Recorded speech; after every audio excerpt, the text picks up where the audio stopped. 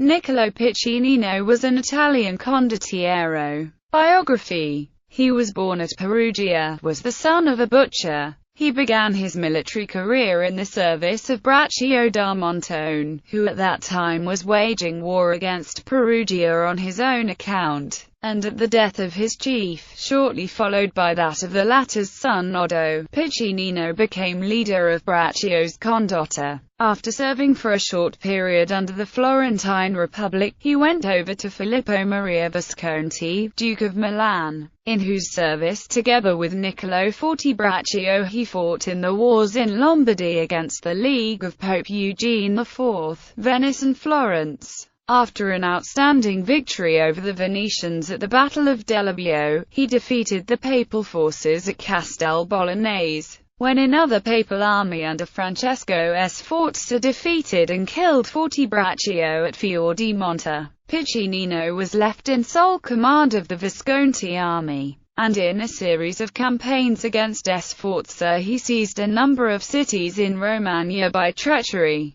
In 1438, during the war between Venice and Milan, Piccinino, fighting for the Duchy of Milan, Filippo Maria Visconti, tried to take the city of Brescia, in Lombardy, but Scarammuccia da Filai, fighting for Venice, intervened successfully to raise the siege. In 1439 Piccinino again fought in Lombardy with varying success against Sforza, who had now entered the Venetian service. Piccinino then induced the Duke of Milan to send him to Umbria, where he hoped, like so many other condottieri, to carve out a dominion for himself. He was defeated by Sforza at the Battle of Anghiari, but although a number of his men were taken prisoners, they were at once liberated, as was usually done in wars waged by soldiers of fortune. Again the war shifted to Lombardy, and Piccinino, having defeated and surrounded Sforza at Martinengo, demanded of the Visconti the lordship of Piacenza as the price of Sforza's capture.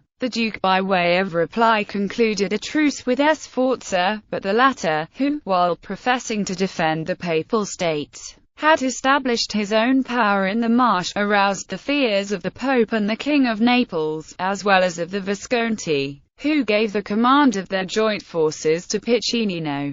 Sforza was driven from the March, but defeated Piccinino at Montelauro, and while the latter was preparing for a desperate effort against Sforza, he was suddenly recalled to Milan. His army was beaten in his absence, and he died of grief and of his wounds in 1444. Short of stature, lame and in weak health, he was brave to the point of foolhardiness, wonderfully resourceful, and never overwhelmed by defeat. He was cruel and treacherous, and had no aim beyond his own aggrandizement. Piccinino left two sons, Jacopo and Francesco, both condottieri.